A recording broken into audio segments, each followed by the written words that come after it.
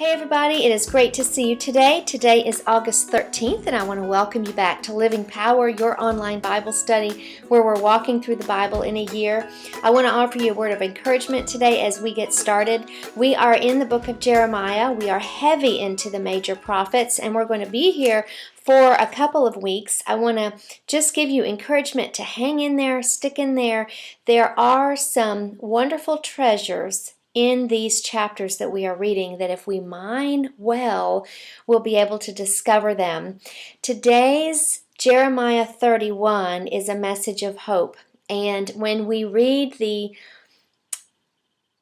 messages of destruction and coming punishment in the major prophets, don't miss, there's always a promise in there about restoration. So today we have really a reading about good news and message of hope.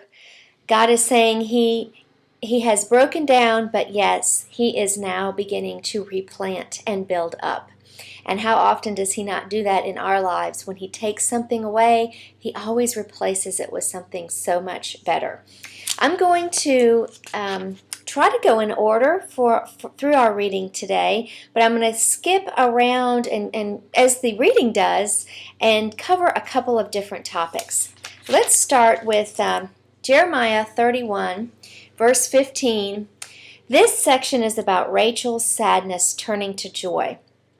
And if that's hard to understand, let me just give you some background here. In verse 15, it talks about Ramah, R-A-M-A-H. This is a place, a cry is heard in Ramah, deep anguish and bitter weeping. Rachel weeps for her children, refusing to be comforted, for her children are all gone.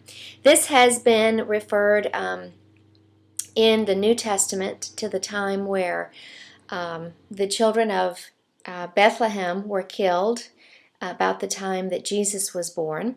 It's also referring to the coming time when the exile will take place and literally children will be gone, taken, torn from their mothers. And certainly it will be a time of great weeping as the mothers go through exile. You have to understand that exile, I mean, we don't have any concept of it in America. We've never really even experienced a war on our soil, much less to be in a place where invaders can come in, take us out of our homes, rip our families apart, and cart us off to a whole new land. They didn't always keep the families together. So it was just, it's just a really, it was a really hard thing for the people to go through. Ramah is where the prisoners assembled for their journey to Babylon, and you will see that location mentioned in a couple of different places in Scripture. Rachel is a figure back from Genesis that we need to recall. Do you remember Rachel was Jacob's favorite wife? She was the one that he worked 7 years for, ended up marrying the sister Leah because the dad tricked him. So he had to work another 7 years for Rachel. Rachel bore Jacob 2 sons, you'll recall, Joseph and Benjamin. Joseph is the one that was put in the cistern by his brothers and taken to Egypt, became the second most powerful man in all the world, only under Pharaoh, and actually saved the Israelite people from famine because he brought his family back, and that's how they ended up in Egypt before they became slaves hundreds of years later.